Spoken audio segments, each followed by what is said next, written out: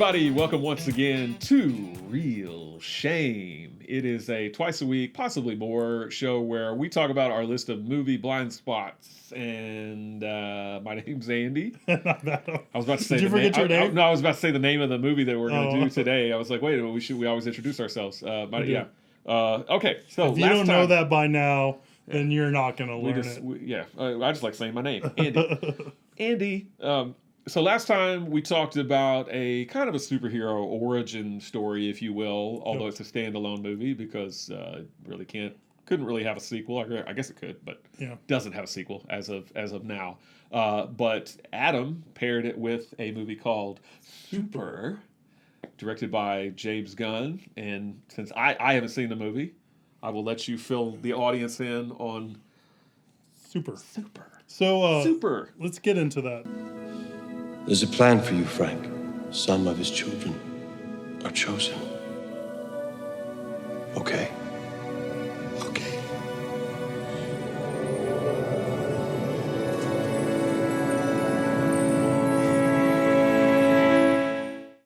So Super came out in 2010. It's written and directed by James Gunn, who would go on to direct the Guardians of the Galaxy movies. And now he's directing Suicide Squad, the sequel to Suicide Squad. I think it's called The Suicide Squad. They added an article. And then apparently he's going to direct Guardians of the Galaxy 3. He started out directing Slither. Oh, actually, he started in the Troma films, but then one of his big directorial debuts was Slither. So here's a little plot synopsis of Super. Frank has only had 2 happy days in his life. The day he helped the police officer and the day he got married. His life begins to unravel as his wife leads him for a local drug kingpin, I guess. And after being touched by God, Frank decides to take on a superhero persona of the name Crimson Bolt and fight crime. Shut up, crime. So Super was something I saw pretty close to when it came out. I actually think I saw it in theaters with James Gunn actually talking about the movie afterwards. Like it was a Q&A kind of thing out in Los Angeles. But before I get into what I think about it, I'm curious, what do you think about Super? Is it super? I always feel like I give long-winded explanations before I get into my actual opinion of the movie. But I have to say this. So at the end of last episode, you mentioned a lot of other kind of superhero like Special and Defendor and some other movies that I don't think I've ever heard of. The Invisible, Griff, Paperman. Paperman with Rainn Wilson. All those kinds of movies. I remember all those movies coming out. I remember Super coming out. I didn't see a single one of them. Yep. I just didn't get around to it or didn't care or whatever. And I had no idea that this was a James Gunn movie. I had seen Slither. And I'd seen the Guardians of the Galaxy movies, but I didn't know that Super was one of his.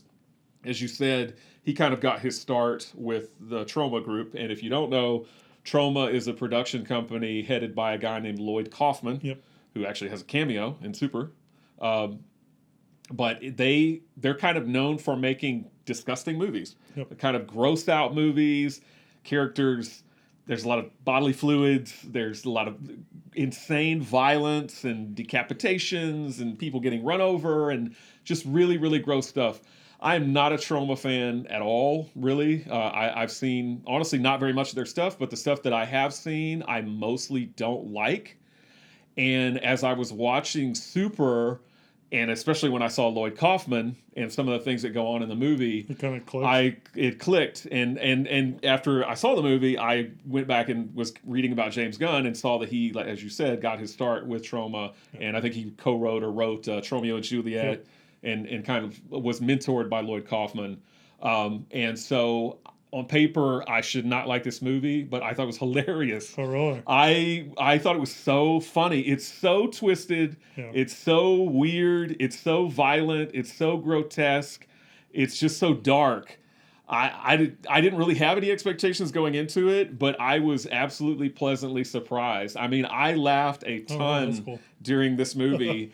And again, after I saw the movie, I already knew I liked it. I read some reviews where people criticized there's tonal shifts in it. None of that stuff bothered me. Yeah. Some people criticized the fact that the film didn't have a message or whatever. I don't care. I just had a blast watching it. I thought it was hilarious. I thought Rainn Wilson was hilarious. Ellen Page was a little shrill, but I think her character is supposed to be because she's. I mean, both of these characters are very excited about being a superhero. She's very excited, but both of these characters, let's face it, are pretty mentally unstable. Yes, and so I give it a pass. And also she's young and immature and doesn't even really know what life is about. She knows life from comic books, so she feels like it's all supposed to be violent, and she's supposed to laugh sadistically once she's messed some dude up. But no, I thought it was funny. Kevin Bacon was a nice, pleasant surprise, as you said, kind of like the Apparently drug lord. He was a last-minute replacement. Yeah, I heard that. I think he does a great job. But no, I actually really, really enjoyed it. I enjoyed this more than I remember enjoying Slither, if that says anything. I really liked Super. And honestly, after I watched it, the more I thought about it over the next coming days, I liked it even more. I thought it was really, really funny. I just think this movie isn't for me. It's a black comedy, right? Black comedy, very, right? very much so. It's very dark. Yeah. It's very, like you said, it's very violent. Yeah. And it's an interesting take on superheroes. I like James Gunn. We talked about, I think I might have said on podcast, the Guardians of the Galaxy movies don't really do it for me. So for me, my favorite James Gunn movie is Slither, but that doesn't leave much. You don't like Guardians of the Galaxy or Super. No. So Slither is about all that's left. I like the person, right? So he's really affable. He seems cool, like on Twitter and stuff. He got some notoriety before, I think right around making this movie, where he put out a list of superheroes he'd like to sleep with, and that kind of came back and bit him in the butt after he ranked them. After Guardians of the Galaxy came out, there was a big uproar and that kind of stuff. And he did some made-for-Xbox shorts called PG Porn. That you don't remember those at all? Those were really funny. So I've been following him online and for a while. And like I said, I got to talk to him briefly at the some event that was in LA. And he's a cool guy. He likes the same kind of music I like. I've talked to him about that. So I like the guy. It's just not. I don't think. Well, I hope he's not watching now because he's. No. Yeah. I just don't think. Yeah, I know. I just don't think these kind of movies are really for me. These really, really dark comedies. I think I do like it better than I initially liked it. But when I was watching the movie, I was like, oh yeah, I remember why I didn't like this movie that much. I do think some of it's interesting. I like the clips with Nathan Fillion and the director himself, James Gunn, doing all that kind of Bible superhero stuff that's apparently based on a real kind of TV series. Yes, and I recognize that when I watched it because really? I remember. So I think the network that he's watching is the All Jesus Network, and I remember the PAX network. I don't remember what PAX stood for, but PAX was an all religious network. Oh, cool. And there was a superhero on there played by Willie Ames, who was on 8 is Enough, if you remember that. He played Bible Man on the PAX network. So when I saw the All Jesus Network and Nathan Fillion, because what is he, the Holy Avenger? The Holy Avenger or whatever. Something like that, yeah, you're right. It's the Holy Avenger. I knew immediately that it was a takeoff on Bible Man. Willie Ames is Bible Man. And also James Gunn constantly flicking his tongue out. That because Rainn Wilson is kind of flipping through the channels. At one point, he lands on a black and white film, and it's the movie. I recognize it because it's in the Criterion Collection. It's called Haxan. And probably butchering the pronunciation, Haxan, but it's a movie all about Satanism and witchcraft, and the devil figure in that is constantly flicking his tongue out. Interesting. So that's why James Gunn was doing that. I actually did recognize that while I was watching it, but yeah. And I like some of the satire elements of it. I like that Rainn Wilson feels like he's actually touched by God, and that's why he wants to take on this crusade. I do like the overabundance of violence. I think the way Ellen Page's character gets dispatched is kind of funny. And interesting, and it's just so there are elements of the movie that I can enjoy and stuff, but ultimately I just think this kind of movie is just not really meant for me. So I can appreciate it, and I think I can appreciate it more now with time and on a second viewing, but it's probably not one I will revisit anytime soon unless I am asked to by some external force, I guess, or whatever. Unless you're touched by God. Unless I'm touched by God. Which Rob Zombie is the voice of God. Oh, I didn't know that. I didn't know that either. That's I didn't. Cool. I mean, I didn't recognize that or anything. But yeah, apparently he's the voice of God in the movie. It has Liv Tyler in it. It has Michael Rooker, who's was in Slither. He's in all of James Gunn's. Right. James Gunn's his usual kind of stable. Michael Rooker, his brother, Sean Gunn. Sean Gunn's in there. Nathan Fillion, he was in Slither. He's in Guardians. He plays a CG character. And he had a cameo as an actor superhero in Guardians 2, but apparently those scenes were cut. So Nathan Fillion also, one of James Gunn's stable actors and stuff like that. Greg Henry as well, who's the blonde detective in this movie. He's Peter Quill's grandfather. And he was in Slither also. And he's in Slither. So James Gunn likes to work with the same people, apparently. Yeah, and I totally get that. So, yeah, that's kind of how I felt about it. Like I said, there are things about it that I think are interesting. There's some cringe moments for me a little bit, like with the kid in the car with Rainn Wilson. That was so funny to me. I was like, "Ooh!" Funny to me. That kind of, I was like, "Ooh!" That makes me feel a little uneasy. When he's changing in the car and just his ass is up there with his tidy no, whities. I wasn't talking about that part. No, I know. I'm just saying, but like moments like that, I know which part you're talking about. Yeah. He's like, "Don't molest children" or whatever, and he's like beats the guy to hell or whatever. The people are cutting in line. Yeah, and they just get destroyed by a pipe wrench in the face. Like, how could you not love that? I don't know. I tend to. I mean, you know me. When I watch movies with over-the-top, gratuitous violence, my initial reaction is just to laugh hysterically. I promise I'm not a sadistic person in real life, but when I see cartoonishly sadistic things happen, especially in a movie like this, where it's supposed to be a comedy. It's not like we're watching a drama where it's inappropriate if I laugh. Watching Hereditary like I was, and I was giggling. Yeah, but I was laughing hysterically during a lot of this movie. There are some parts of it. I mean, it wasn't all roses for me. As I said, Ellen Page was a little bit shrill, and I don't like any of the scenes where she's kind of coming on to him and doing that added nothing to the movie, but. Yeah, I mean, it made me feel very uncomfortable watching those scenes, but I think that was the purpose, right? Yeah. And so I think those kind of worked with the way they're supposed to, because I was like, oh, this is. It just seemed like filler to me, but that's a small kind of a quibble. We mentioned his kind of usual stable of actors. Linda Cardellini, though, has a very brief role in this movie as the pet store employee, and then one other guy who I think you only ever see him getting interviewed on TV is William Catt, who was in the television show The Greatest American Hero, which was also about a reluctant kind of superhero kind of guy back in the early 80s. But yeah, he plays Sergeant. I had to write it down. Sergeant Fitzgibbon. But yeah, I mean, he literally is in this movie for 10 seconds because they just are like, hey, what do you think about the whatever? And he's like, rah, rah, rah, and then whatever. But no, I liked it. I could see myself recommending it to like-minded people like me, like people that laugh hysterically at crazy violence. And again, I mean, it is to me like a kind of a love letter to Troma, and I'm not a big Troma guy. Although I will admit, I do like the Toxic Avenger, which is another kind of superhero story. And the Toxic Avenger had a TV series, it's a cartoon series, which is crazy to me. Yeah. I've only ever seen the first one. I haven't seen any of the sequels or the cartoon series or whatever. But that's about the only Troma thing I think that I've seen that I liked. Yeah, I've seen bits and pieces of Troma. I don't think I've seen a full Troma film. It's just too much. Like I would say it's way more over the top than Super. Yeah. Like if that is possible. Well, I think it's entirely possible because it definitely occurs with Troma film. Like I saw Terror Firmer, which is kind of like a lot of Troma fans, big, it's like, it's their magnum opus, and I just was disgusted more than anything. I was like, not a fan.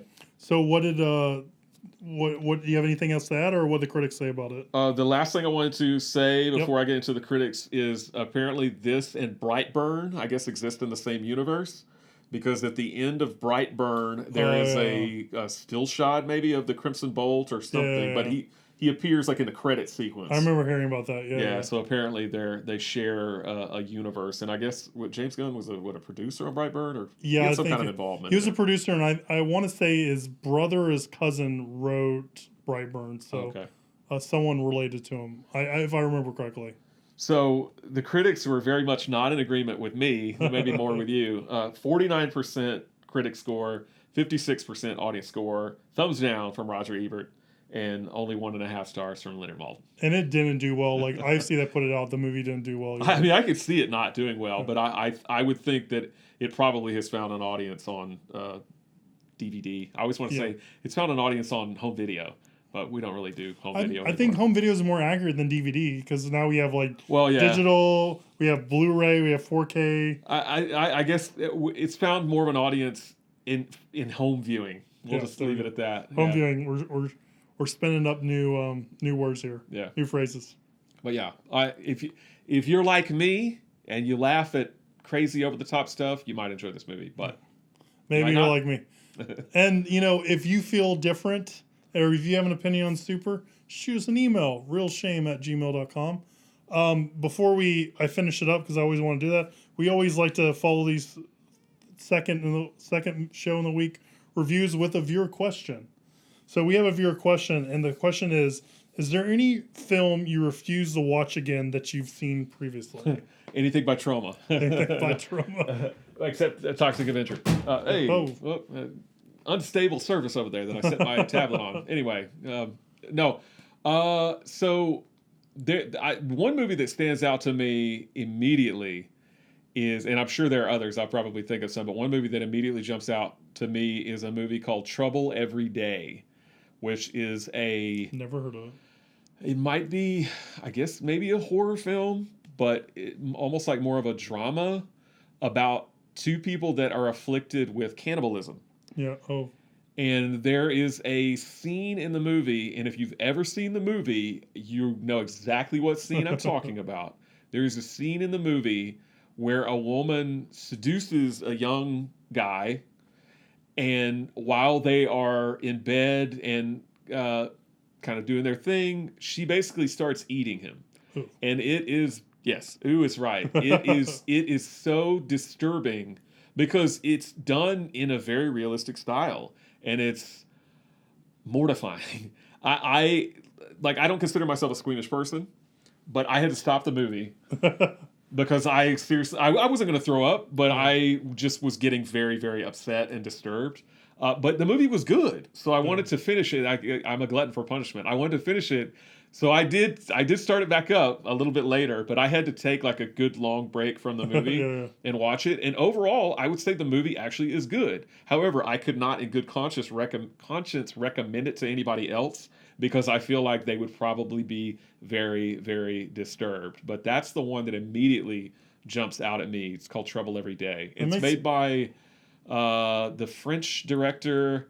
Gosh, I wish I would have written her name down, but she's still doing stuff today. I think she did the movie High Life or something like that recently, like a space movie with Robert Pattinson. Oh yeah, I remember the trailers for that movie. Yeah, she did that and some other stuff that is semi well known. But man, that movie was tough. All right, that reminds me. My friend told me about the movie Teeth. You remember hearing about this movie? I do, yeah. And he had the same reaction you had to Teeth. You had to that movie to Teeth. Yeah. And I didn't have the same reaction to it. I could see that. Like, I'm not one that goes out and seeks these really hard to watch movies like a Serbian film Salo or any of that kind of stuff. Is like, it's really not my bag. Me neither. I might watch one out of curiosity's sake, but I've not seen, or Antichrist I hear is really rough. Mm-hmm. I've not seen it, but yes. So those usually when I hear of those things about those movies, I'm like, maybe it's not worth my time to watch it.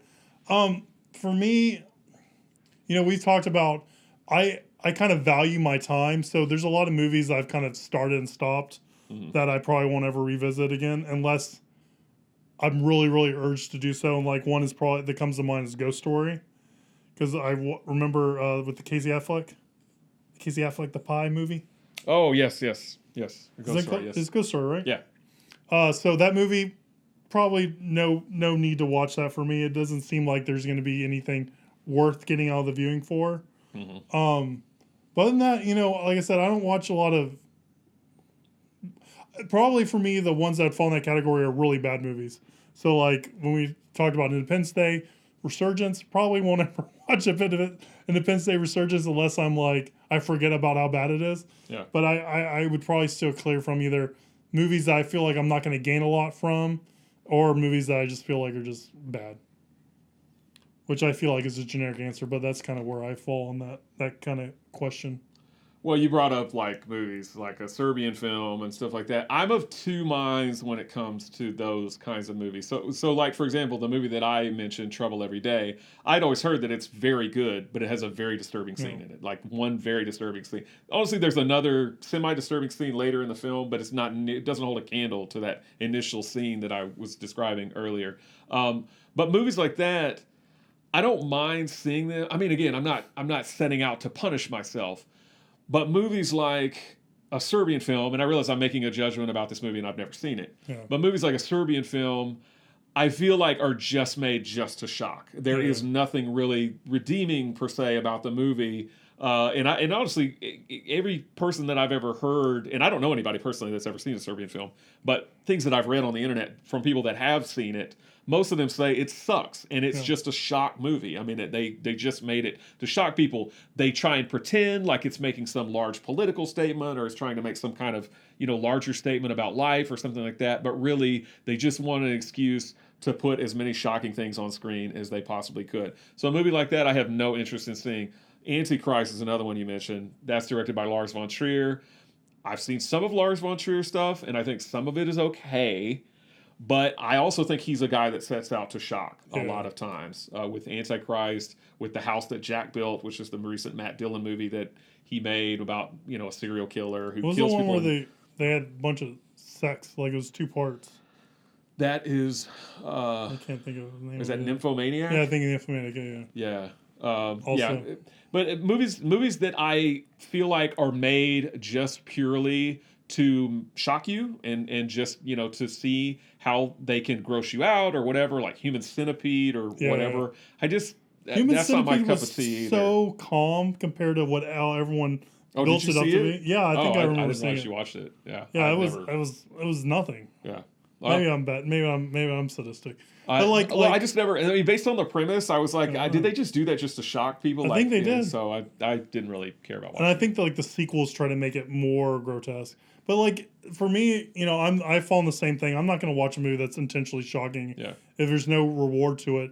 But I one of them that kind of I'm on the fence of whether I want to see it is Salo, because it's a Criterion movie. So. Yeah. But then again, The Rock's a Criterion movie, and Armageddon's a Criterion movie. So maybe, believe me, maybe Criterion is not the end all be all of great cinema. But I'm curious with Salo because it is in the Criterion collection. There are some Criterion movies that I'm actually glad you said that. You just gave me a couple more examples. There are some Criterion movies that I have seen that I have no desire to watch again. One is called Sweet Movie. If you want to see people defecating on screen and playing with it and other inappropriate things, Sweet Movie is the movie for you. So we're not going to put that one on my list. No, but if you don't like that sort of thing, don't watch Sweet Movie. And another movie they put in the Criterion collection is called In the Realm of the Senses, which is about these 2 lovers who also do disgusting things to each other. And I could not care less about that film. I never want to see it again. I want to forget that it exists. So Criterion can also definitely put out some things that are just or whatever. The only other movie that immediately kind of comes to mind for me, and I don't know that I wouldn't watch this movie again, but a movie that I found very disturbing. Actually, it has Michael Rooker in it. And it's called Henry Portrait of a Serial Killer. Which I haven't seen, but I heard it's really good. It is good, but oh God, it's so draining it's so bleak because it's about a serial killer who essentially just gets away with everything. Gets away with what all his murders and whatnot, and he does not discriminate who he kills or in what manner he kills them. And I mean, it really is a drain. It takes a toll on you, I feel like. But it is a good movie. Just like Trouble Every Day was a good movie, but it's a gut punch. Yeah. It's very hard to watch. So, all right. So if you have a movie that you have seen and you don't want to see again, or if you have a shocking movie, leave us a comment. Chairman of the board. Yes, chairman of the board. I probably won't see that one again. Shoot us an email, realshame@gmail.com. Follow us on social media. If you have a question you want to answer on air, shoot us that email. And stay tuned and subscribe and like, because that really does help us out. And we will follow that up with, I feel like I'm yeah. All right, let's reset. Do all that social media stuff and stay tuned, because next week we'll bring you another movie from our movie list to shame. We'll see you next time, guys.